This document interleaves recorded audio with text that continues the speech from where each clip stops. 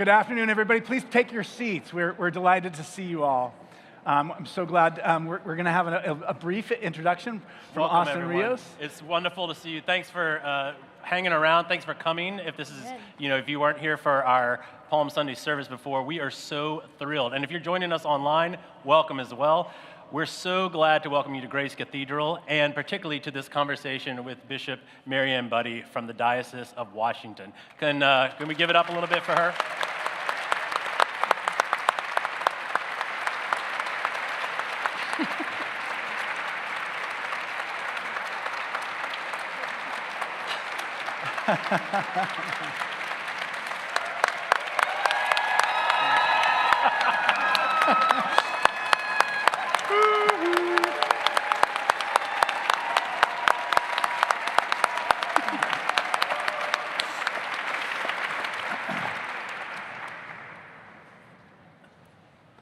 I just want to say that having witnessed that experience a couple of times since you've been in the diocese so far, I'm amazed with your ability to go with it. So well done, well done. Being gracious after being applauded. When you go to the East Coast, it's going to be exactly the same. Yeah. She's going to make sure everybody's prepared. Obviously, you know a little bit about Bishop Budde, but I wanted to encourage Dean Young to share a little bit more about her before we get into our conversation. Great.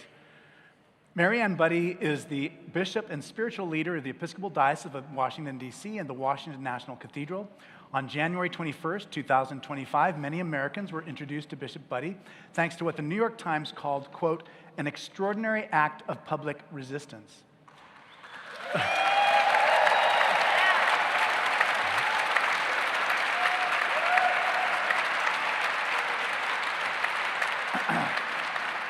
During her prayer service for Donald J. Trump's second inauguration, Bishop Budde addressed the president directly, imploring him, quote, to have mercy on the people in our country who are scared now, from those who are part of the LGBTQ plus community to immigrants and refugees.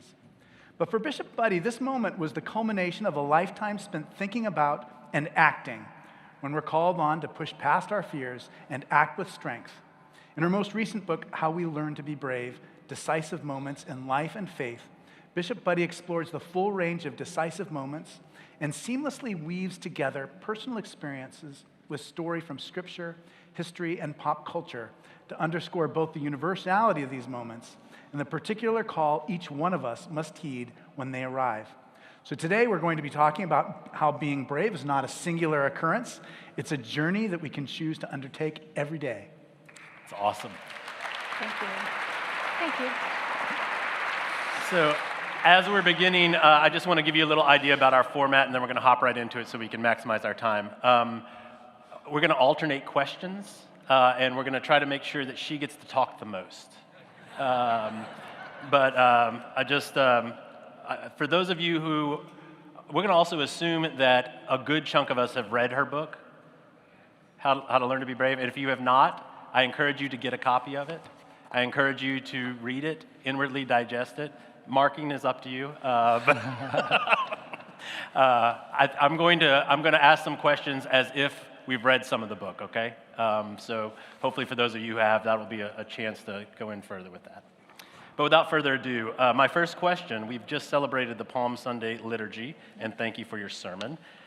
I am curious, how do you navigate the difficult balance between the political dimension of the gospel and the separation of church and state?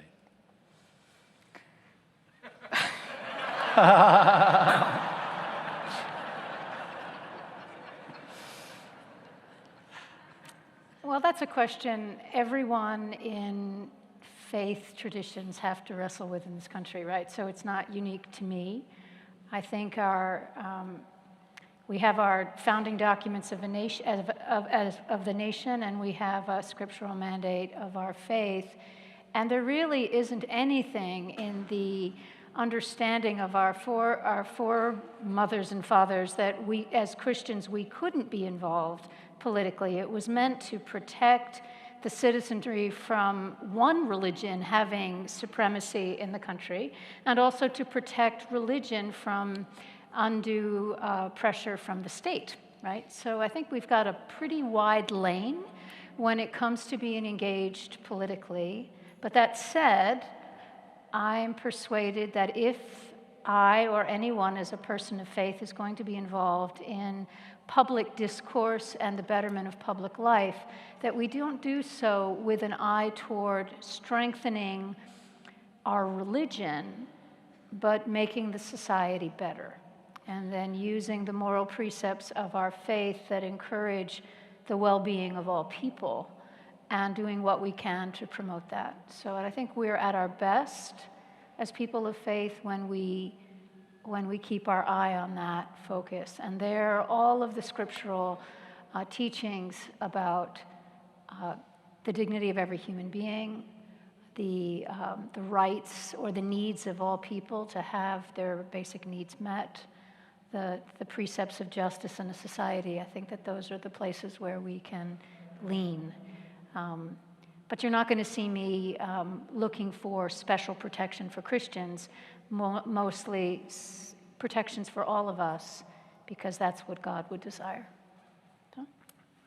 Thank you. Okay. We appreciate your sermon so much, and you have so much to do with writing the presentation you gave on Wednesday in Berkeley and doing the sermon. I really appreciate it. And in the sermon, just for those who may not have been here, the sermon is about the serenity prayer in a way. Like, how do you know, though, when it's something that you just have to accept, how do you know when it's something that you can change?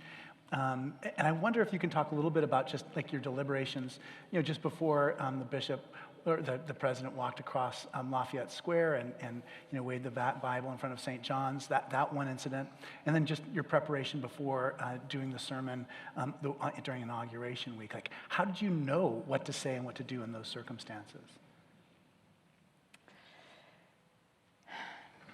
Knowing is an elusive thing. Yeah, that's right. Good point. You don't know. I don't know. The first instance with the president crossing over first of all, threatening force on peaceful protesters, then using force on peaceful protesters to clear the square, and then taking a photograph or having a photograph taken with the Bible. So those all things were happening in rapid succession in the context of the George Floyd murder and at the peak of COVID. So no pressure, no stress anywhere. We were all just every nerve ending for every American was just exploding.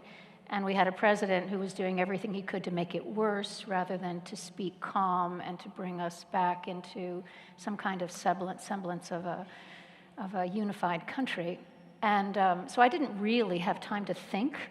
I was more responding to what was a clear signal from both within myself and from people who were texting me furiously at that time, that I couldn't let the sun go down with even the perception that mantle of spiritual authority that he had claimed was something that we condoned, right? I was in a rare moment where it was actually on our turf, right? I mean, it was on my watch. It wasn't some abstract place. It was our church. And the rector, by the way, happened to be like his one vacation away since COVID. So he was gone, right? So, I mean, the poor guy. And I'm like, I'm sorry, Rob, I've got to do this. But, and of course he was fine. But it was just such a volatile moment. And you all know what that's like when you don't have time to think, right? You're relying on something else, right? So that's what that was, which was the other one. In January, I had way too much time to think. I mean, oh, jeez. Because I knew I was going to preach that sermon back in June, right, before the outcome of the election, and then, God, the outcome of the election and the whole leading up to the inauguration, it was just a constant wondering what to say. What on earth to possibly say? And I think you've probably heard, or I can tell you briefly, that I had originally had a sermon that was focused on the foundations of unity, which were 3. And it wasn't until the last 24 hours or so, and then really the last few hours, when I and a few people who were helping me think it through, like, actually, there's a fourth. There's a fourth. And then I think the stepping in was I just felt, and I'd been inspired by other people who were speaking out, but just feeling like on the day of the inauguration, the president had spoken so cruelly and misleadingly, dishonestly about the two groups of people that I mentioned, that were people among whom are some of my closest friends and people I love and serve, that you can't just paint all immigrants as dangerous criminals, and you can't paint all LGBTQ people as if they were a threat to our society and our way of life, that's just wrong. And he knew it, and everyone else knows it, and I had the opportunity to say it. Yeah, I mean, when Paul was describing the last, 24 hours of writing that, it just sounded harrowing. I mean, it's, just to make those changes and... Well, that's what I was doing this morning for this Yeah, sermon. I know, So that's sort of, it's every week. that's sort of that's how I roll, Yeah. but there was a level of intensity that sure, I mean... Well, and kind of it has to be that way, because you otherwise you would have written a sermon before having heard the inaugural address. Right. And so it would have been outdated. It would have been the sermon from 3 days ago instead of the sermon that went right then. And I suspect, for those of you who are clergy, or any of you really, in any kind of conversation or discourse, things are happening so fast that it feels that way every day, which I think is one of the harder things about what we're dealing with now, right? How do we respond, and what do we have the capacity to change? And what don't we? I'd just like to share one thing that I tried to fit into the sermon somewhere, and I really couldn't this morning. And it was a conversation I had with a rabbi who had invited me to be. There's a rabbi in Washington who every Wednesday morning at 8 o'clock has a Zoom meeting with members of the Senate, of the U.S. Senate. And it may have been a bipartisan group at some point, but now it's all members of the Democratic Party. There are about 8 who are on the call. They meet every week. They have a time of meditation. They pray. They support each other, right? And they invited me to be on the call, and I was happy to be on it. And we talked.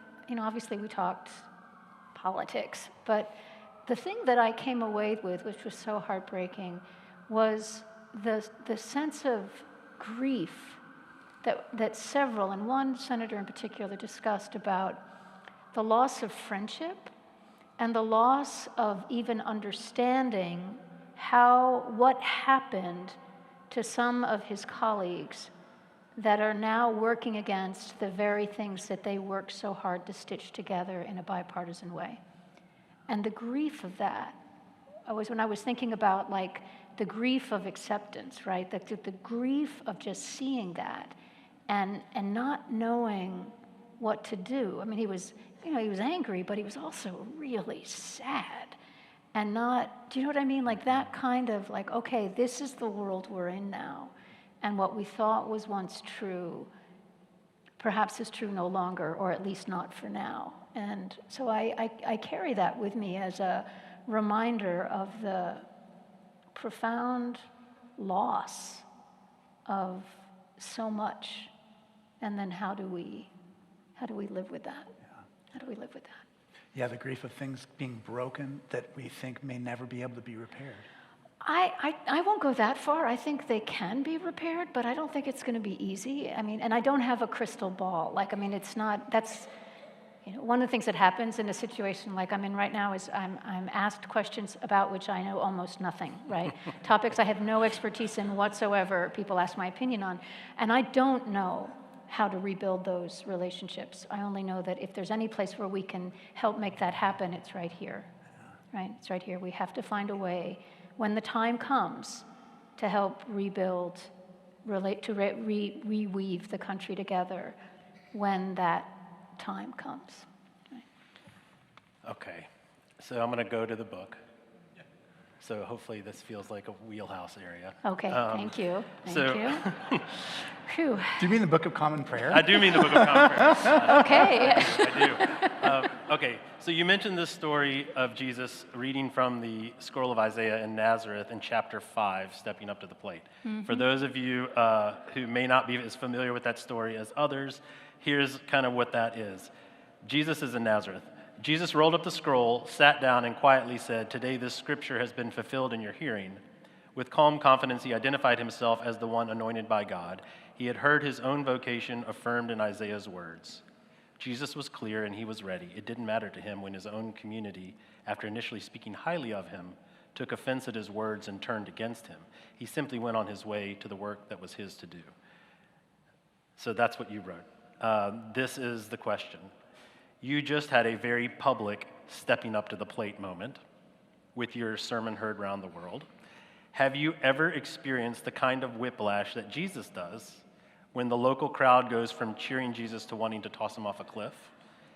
And what might you want to say to those of us who can be swept up in mob mentality, and to those who might find their fortunes reversed due to shifting public perceptions? Well, I'm not in the league of Jesus, so let's just put that over there. But I certainly know, and in small ways, it's helpful. It's helpful to have practice in small things before really big things happen, right? I think it was C.S. Lewis who said, in a completely different topic, that if you're going to practice forgiveness, best not to start with the Gestapo, right? And with public shaming, it's best when it happens in small doses so you can get used to the feeling. But I think that I would say is that the hardest thing about the attention, be it positive or negative, is that it is, in the end, ultimately a bit distorting, right? To the person inside, right? It's just a bit distorting. It's not, and the experience of receiving a lot of admiration and then having those same people be really, really angry with me, that has happened. Mm-hmm. And it's harder for me to deal with people who are angry with me that I have considered allies and friends than those who have never liked me to begin with, right? And that is actually quite painful. And that's happened to me as bishop on 2 occasions. And the last time, I wasn't sure my episcopate would survive. It was that intense. And it's in the book, I mention it. It was when, shortly after, maybe 6 months after, and just after the Episcopal News Service wrote this great article about me, like I was just the best bishop ever. And then Dean Hollerith invited Max Lucado to come and preach at Washington National Cathedral, and there was a stir that started on social media the Thursday before, which came to me, and I agreed with the dean that we shouldn't rescind the invitation at the last minute. And what came toward us and what came toward me was this wave, not only of first of anger, just sheer rage. How could you invite such a man into the pulpit of Washington National Cathedral? Then came the grief. And for those of you who don't know Max Lucado, he is a prominent author, very just enormously successful author and minister who in the past has said some very, very hurtful things about gay people. I mean, really horrific things, for which he has now expressed regret. But he's never publicly said that his position on the full inclusion and celebration of LGBTQ life is something he would affirm. But privately, anyway, for then came the grief of all the people who wrote me not just a letter, but like paragraphs and paragraphs and paragraphs, telling me their life story and how painful it was to have Max Lucado quoted to them when they were kids, right? And then when Gene Robinson, God bless him, stood next to me and the dean and said, "We can afford to be generous because we're okay now." Then the parents of trans kids started writing us and said, "You know what? They're not okay now. I'm really afraid for my kids." Right? And this went on for about as long as this whole, like all the standing ovations and stuff you've been giving me. The opposite of that was going on for a very long time in the height of COVID. And all I could do in that time was apologize, right? And apologize, and apologize again. And I think I apologized in one form or another for about a month, right? So it's not quite the same as what you said, but it was a similar kind of whiplash, right? And I felt as if I had broken a trust that I wasn't sure I'd be able to get back, right? Even though I thought, you know, in the way you think when you're not really thinking, well, people know me. They know I would never. But that wasn't the point, right? The point was the pain I had caused and the hurt. And then there was a sort of pile-on effect, too. Like, then all of my clergy had to tell me how then they all had to go on social media and denounce what I said, right? So there was just this like, okay, I get it, right? I get it. You have every right to be angry with me. But I also learned in that moment the power of just staying in the heat of it, right? So I've learned, one of the things I've learned is that when I've really messed up, and you know, and I have, and I will again, it's really good to own it, right? And to seek repair. And I have a little bit more compassion for people who mess up publicly, because there isn't a lot of room right now for nuance, do you know? I remember actually exactly where I was standing when I was talking to Randy. I called him because everything was going haywire. Yeah. And I just called him as a friend and as a colleague, and I remember just where I was standing as we had that conversation. Yeah, it was the, now again, not to, there's a lot of things that make that a unique thing that isn't maybe even what you were talking about, but it's a similar sense of like, what it's done for me is try to wear lightly all of it, right? To try to wear, I'm very grateful for all of the people, all of you and your appreciation, and I'm trying to sort of get up in the morning and do my life. And believe me, my poor husband has to look adoringly at me from the front row of every, you know, of every gathering like this, and you know, and I'm still, you know, the slightly adorable, irritating wife he married 40 years ago, right? So, you know, and so that's just sort of. Do you know what I'm saying? And then also when the waves of criticism come, like Brian Stevenson says, you're not the worst thing you've ever done, right? And to try and remember that for each other, that maybe we can allow the humanity of one another to counteract those two things. Does that make sense? Is that what you were going for? That is. Have you had an experience like that? I mean, have you had? Oh yeah, and very similar to that, where it's least expected. Like Right. that's the painful one. Right. But once you get a chance to actually respond with that kind of grace and being with it, as opposed to running from it, Right. that's where the learning is. That's where the learning is. That's where the learning is. And I think I was also trying to say to the president and to all of us that in public life as well as private, we all need mercy because we're all going to mess up, right? And some days I'm the one who can offer mercy, but tomorrow I'm going to need it. Mm-hmm. And that's also where the humility comes in, right?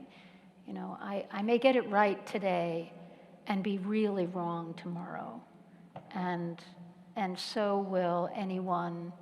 And right now in our public life and in political discourse, that kind of grace is just non-existent, non-existent. And that has to change. And, you know, when we're going about rebuilding the country that we want to live in again, we have to change that. We have to allow people to be human and still lead, because we lost a lot of really good people.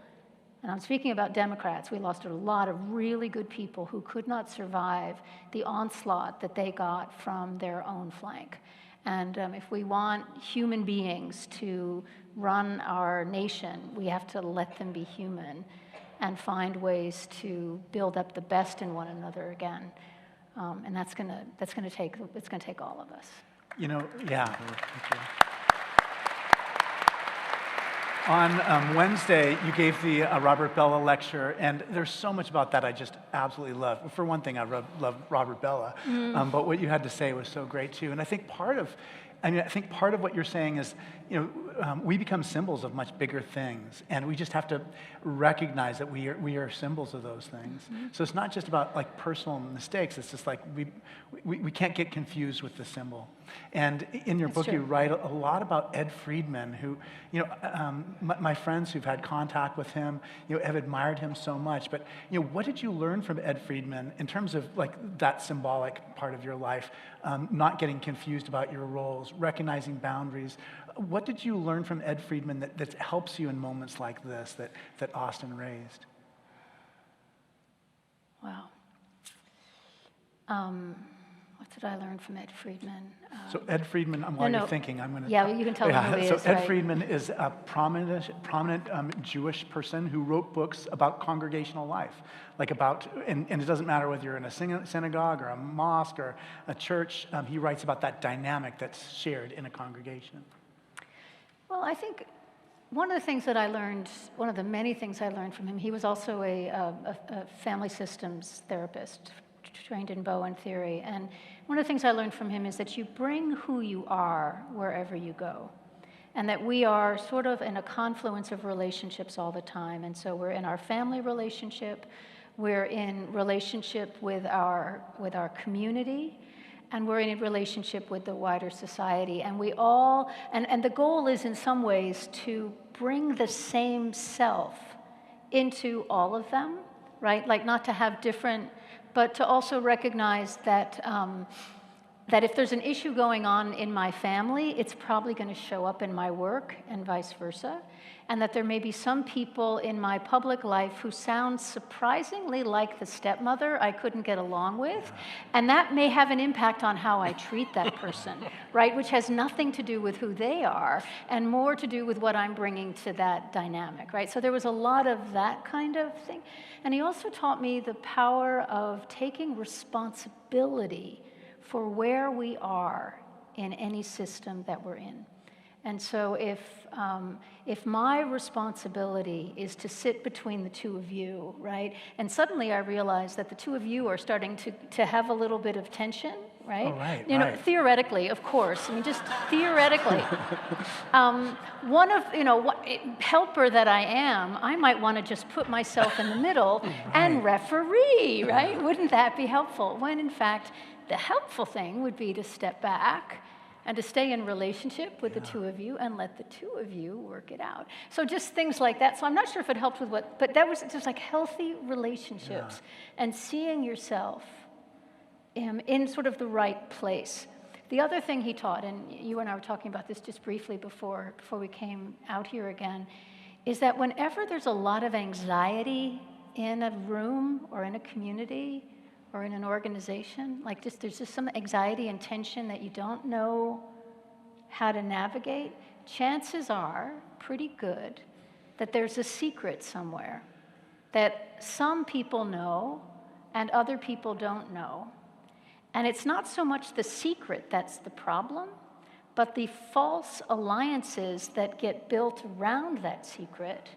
And then also what the secret does to everything else, which is to make it really hard to distinguish between what's a big deal and really needs to be dealt with and what's not very significant at all, but is taking up a lot of attention. So we get confused about what's a big deal and what's a little deal, and our relationships are all clouded.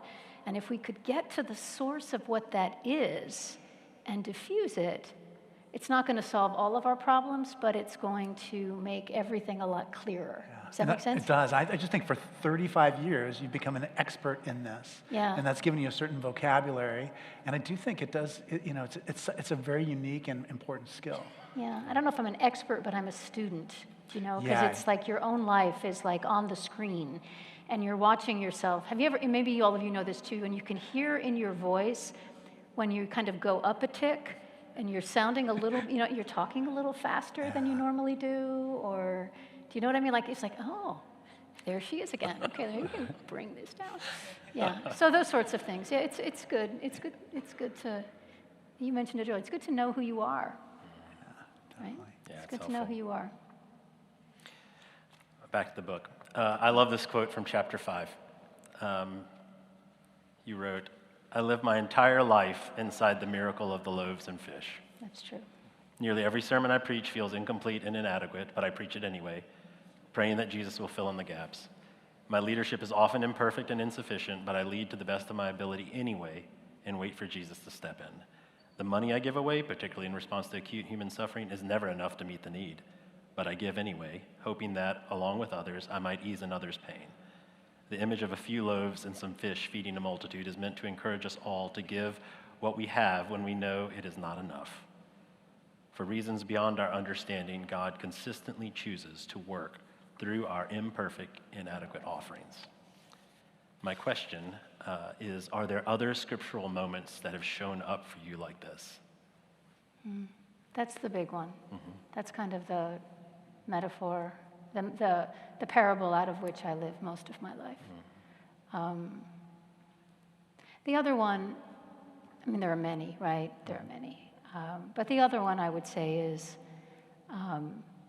Jesus inviting Simon Peter out onto the water, which is a similar kind of thing, right? But it reminds me too, even in just watching our children grow up, watching children grow up around us, that every day in a child's life, they have to do something they've absolutely never done before, right? Every single day. And sometimes it's terrifying, and then sometimes you see on a child's face like the absolute delight, like, I'm walking, right? You know that look until they realize they're walking and then boom, right down on the diaper again, you know? Or we're seeing this with our grandchildren, our granddaughter now especially, I'm swimming, look at me, like I'm swimming. And it's just so amazing, but the day before she couldn't do that, right? And I think that spiritually there is that same reality that Jesus calls us into, or God, the universe, calls us into things that we absolutely cannot do. So it's a similar motif, right? Mm-hmm. And we get out and we often fail. I mean, that's the other side. We often fail. In fact, even with the loaves and fish, sometimes we make our offering and it's not enough. And Jesus doesn't show up. And it's just that gap, and we live in the reality of that. Or we fail. But there's something in the failing, too, that perhaps prepares us to try again, to get better, to learn, you know? And so I see those too a lot. And we came up in the lectionary again this week, Jeremiah. We've been reading Jeremiah for those who follow the daily lectionary from the Episcopal Church. And, you know, that whole piece when Jeremiah is basically saying to the people in exile, settle in. You're going to be there for a while, like 70 years. So go ahead, get married, have kids, seek the good of the city where I have sent you, right? Just settle in. And there was something about that just resonated for me, like where we are right now. Okay, I'm not saying don't resist, but just like don't think you're going to finish this up by Tuesday, right? We're in for a ride, and it's not going to end anytime soon. So conserve your energy, be strategic, slow down, right? Mm-hmm. So that's the one for this week, I think. Helpful. You know, you've taught preaching before, and you know, it's been part of your ministry. Yeah. And when we had our clergy group meeting last week, I was saying, what kind of questions should I ask Mariann? And our group wanted to know, what is a sermon? You know, what can a sermon do, and what can a sermon not do? So just like, what is preaching, and what makes it effective? Ed Friedman, again, he said, which I thought was very helpful, he said, preaching is a gift that a person gives who has all week to think about something in depth that those who listen don't have time to think about. Right? So true. You're totally right. And so your offering is to have thought about it and to give the best that you can your thoughts. Right? He also said that you can tell the maturity of the people coming at you with their response by how they respond. Like if they get really furious at you, it's telling them as much about them as it is about you, because the truly mature people will say, well, thank you for giving me that to think about. I totally disagree with you, but you've given me something to think about, right? Yeah. So it's that sense of like, okay, but that's if the sermon is offered in a spirit of let me give you my best thoughts on this subject, as opposed to here is God's word to you. Immutable truth. The immutable truth from which you cannot deviate. Now that is a different kind of message. I also believe that there's a mystical reality to preaching, as with everything human and divine. Just as it can happen when you're having a conversation with somebody, there is a distance between a person's mouth and another person's ears, right? And God does things in that space, wherever we are. And so I try to create enough space in preaching so not to get too much in the way of that. Because things happen. And again, every preacher will know what it's like to be thanked for a sermon that you never preached, right? Thank you so much for what you said, and then they tell you what, and it's like, yeah, I didn't say that, but you're welcome, right? You know? It's a that happens all the time here, like Christmas and Easter. You're at the back door, and someone's like, great sermon. You're like, thanks, it was Austin who preached it. Oh, yeah, there is that, too. There is that, too, yeah. And Karl Barth does write about that. I mean, for him, preaching like God's word, there's like something. Something happens. Yeah, something profound. And he didn't think everything was God's word. But preaching for him, and in a way, that's what he wrote a whole shelf load of books for us, so that preachers would have some way of preparing to be that, to offer that opportunity, that possibility. Yeah. I think it's a huge responsibility. I mean, 15 minutes of uninterrupted speech, who gets that? Yeah, that's true. So to be really careful with it. Yeah. Yeah, right. It's like more than a sitcom used to be. You wrote this in chapter 7, The Hidden Virtue of Perseverance. There is also a mystical spiritual dimension to crossing the threshold of change that for leaders of faith like me feels like the power of the Holy Spirit. For when we reach what the Apostle Paul called the acceptable time, or what Greek philosophers refer to as kairos, or opportune time, things happen with ease and momentum, and in retrospect, seeming inevitability. Such moments, however, are built on countless other moments of invisible toil. Can you tell us about a kairos moment that you've experienced in the Episcopal Church?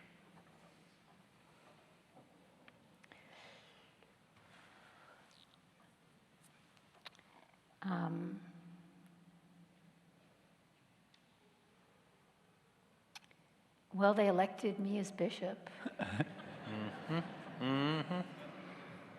That must have been amazing. I mean, I just remember watching Austin on the telescreen, and he had so much joy in every part of his feature. So, I mean, that's obviously really personal, but I would just say, again, the role of women in the church, generations and generations and generations of really hard, painful, excruciating work.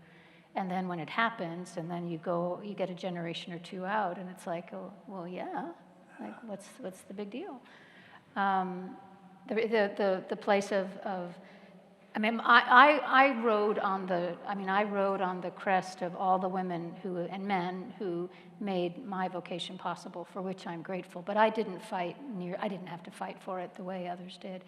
I came up. I was ordained in the mid-'80s, and so my arc has been the inclusion of LGBTQ people. And that's just been the sort of arc of my ministry, watching that, and the struggle and the different places, and how when things become normal after they're, how that works, right, over time, watching the movement of change. And then when the time is right for something to kind of move it forward in a quicker way, I find that to be just exhilarating. I was actually at the General Convention, maybe the two of you were as well, when the Supreme Court legalized marriage, right?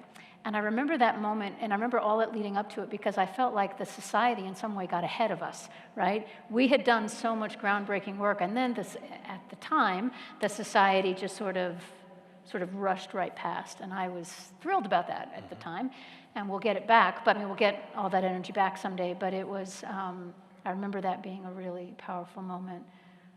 I don't know, I think there's a sense of, I can think of it more, those kairos moments, in like the church I served in Minneapolis, right? Like we would struggle and struggle and struggle, and it wouldn't be right and wouldn't be right. And then there'd be a meeting and somebody would say something and people would say, yes, that's what we're going to do. And I'm like, right, great idea. We've been fighting for that for 6 months, and now you think it's your idea. Great, it's your idea, right? But okay, was it the Tao Te Ching who said, the great leader is the one who says, when the people say, lead the people to the idea, and then when the people say, we thought of it all by ourselves, right? Like that's that kind of thing of just when the time is right. So we're waiting for that now, right? Like when will the time be right for some things that need to change? Yeah, maybe someone in this room is going to be an agent of that change. Agent of that change. I can't even imagine. We're all going to be agents of the change. We just don't know where we are in the continuum of change.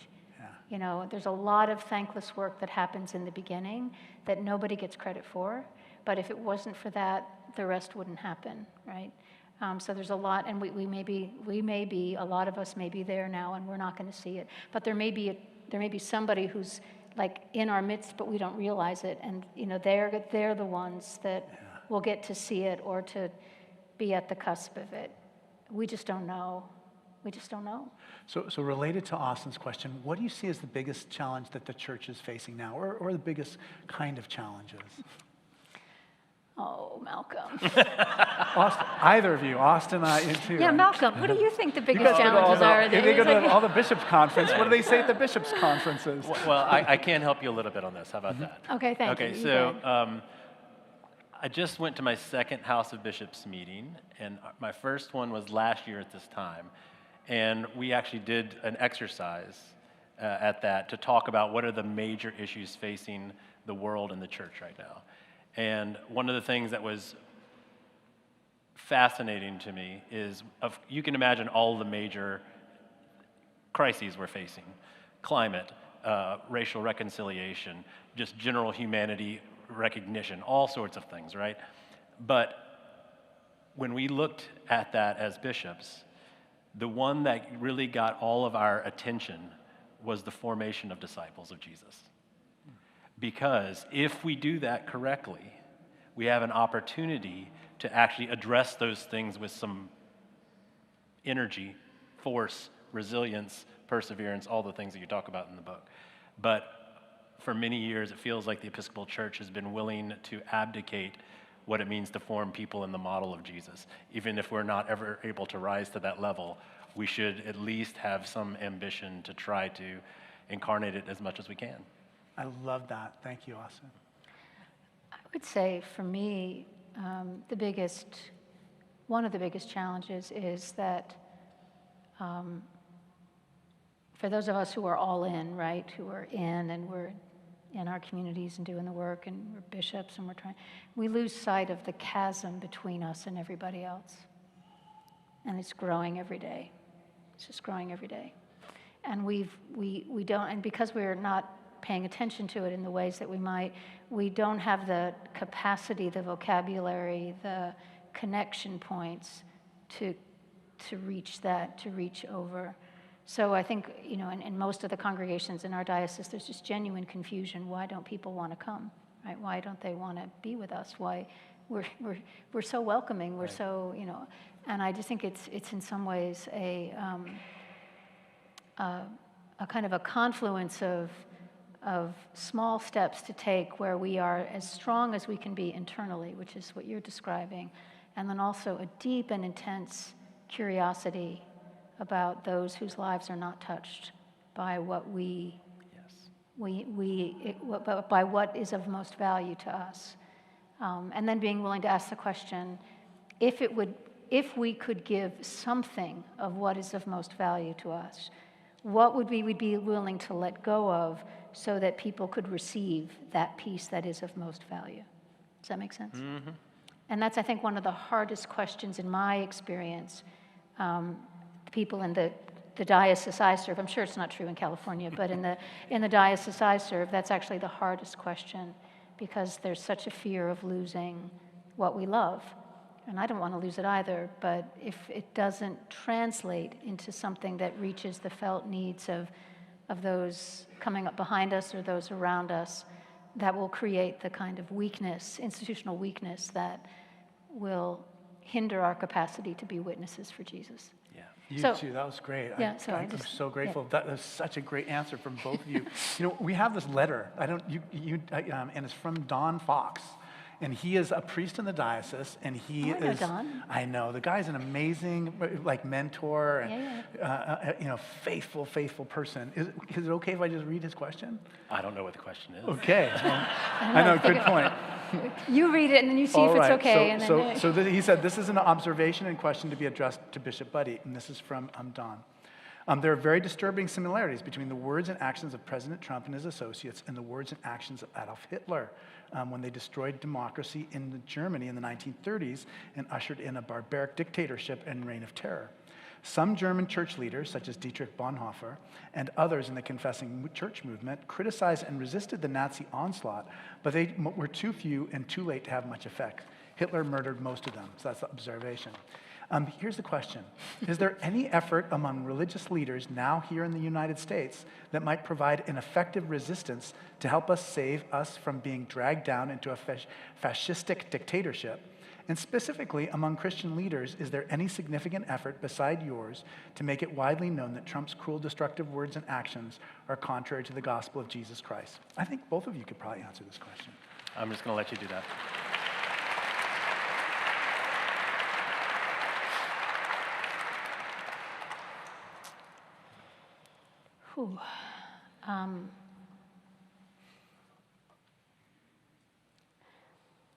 I wonder if the parallels are more toward Mussolini than Hitler, actually. A rising dictatorship that was actually really appealing to the Italian people. And similar, one of the things that's different between the rise of Hitler and the rise of this phenomenon that is sort of organizing now around Donald Trump, but it's actually so much bigger, is that Germany was in a complete state of crisis economic. There was just complete and total despair. Inflation. And so there's some things about it that the parallels are harder to draw, although you see some of the same tendencies. And again, remember what I said before about questions where I have no expertise? So take everything I say with a grain of salt. Is there a unified movement to counter Trump with the same clarity of a Dietrich Bonhoeffer? I'm not sure that Dietrich Bonhoeffer was all that clear in the beginning. I think it was an evolving understanding for him. Some of you are nodding who perhaps know more about this than I do, but I think this is a really difficult. Is there a movement that we're all going to rise up and say no? No, that's not happening, right? Whatever that means, that's not happening. And I'm not sure. I'm not leading that charge, by the way.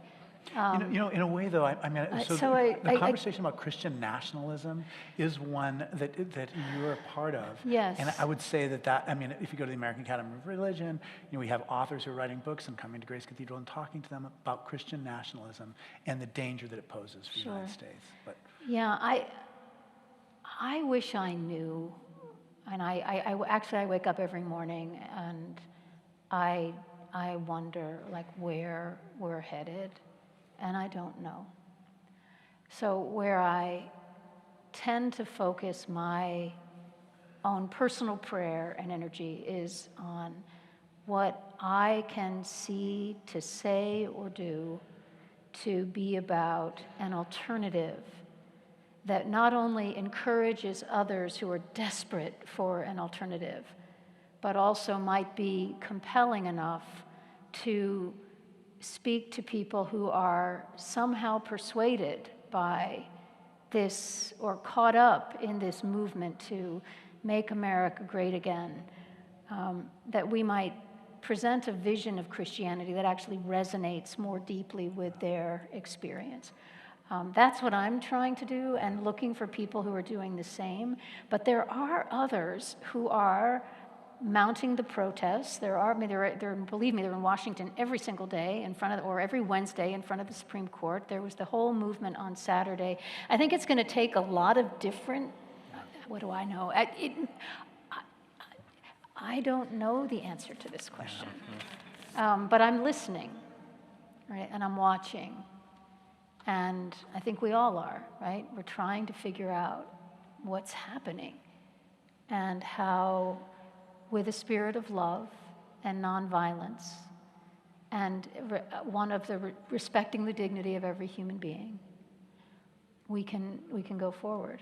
I will say that the place where I have found the greatest guidance for my own leadership is in a project that has been begun by Tim Shriver and an organization that he founded called Unite, and it's called the Dignity Project. And if you just type in your search engine, Tim Shriver Dignity, what will come up is this entire organization that is based on that has built its identity on the assumption that what's killing us all in this country right now is the culture of contempt. The culture of contempt, that we speak and we treat one another increasingly with a normalized level of contempt, and fueled by what's known as the outrage industrial complex, right? There is just a lot of energy being spent keeping us all outraged at somebody for something. And that encourages us to talk about each other in dehumanizing terms. And this is a movement to say, if we could scale that back a bit and begin to and start with a basic level of recognition that everyone is inherently endowed with dignity. We may not respect what they say or do, but they have dignity as a human being. And that as we engage in matters on which we disagree, we will not go below the threshold of treating those with whom we disagree with contempt, right? And for me, that's just a framework now. That's just where I'm starting, even when I am confronted with some of the most contemptuous speech and behavior that you would ever want to have to face. I just don't want to respond in kind, right? I just don't want to go there. And in that way, I think it's more akin to what Martin Luther King was trying to say in his life, which is, hatred is just too big a burden to bear. It's just too much. So if we're going to respond, let's respond with love. It may not be a winning strategy, right? The darkness may wash over us, but that's one of the things I don't have control over. What I can control is how I encourage others to stand with dignity and to honor dignity in this moment. So that's what I got.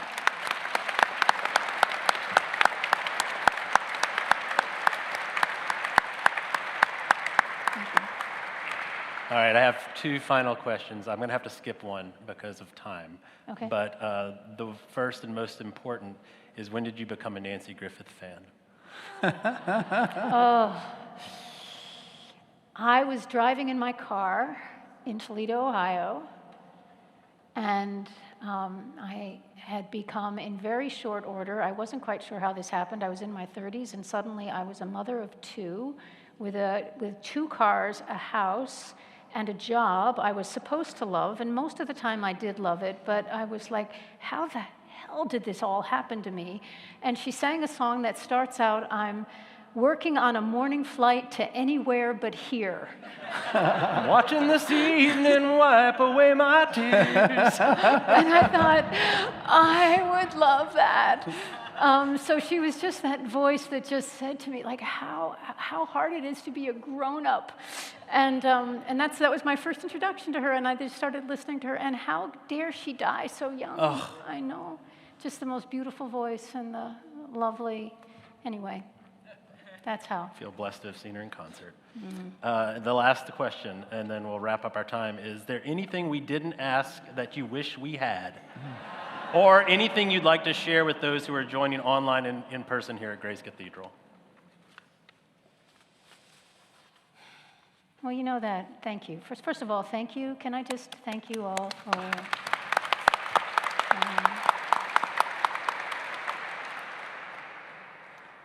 There's a blessing that bishops, it's not reserved for bishops, but it shows up in a lot of liturgies for bishops, and Michael Curry used to say it all the time, which I loved, where it's, go forth from this place in peace and be of good courage. Hold fast to that which is good. Render to no one evil for evil, but seek the good of all. As far as it depends on you, live peaceably with all. Love God, love your neighbors, and as best as you are able, love yourselves. And the peace of God will go with you. Thank you. Amen. Great. Thank you very much. Thank you. Thank you.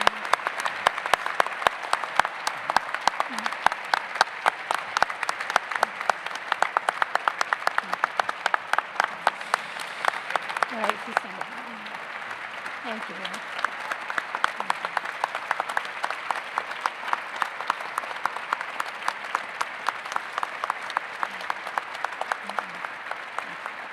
Have a good rest of this Sunday, everyone.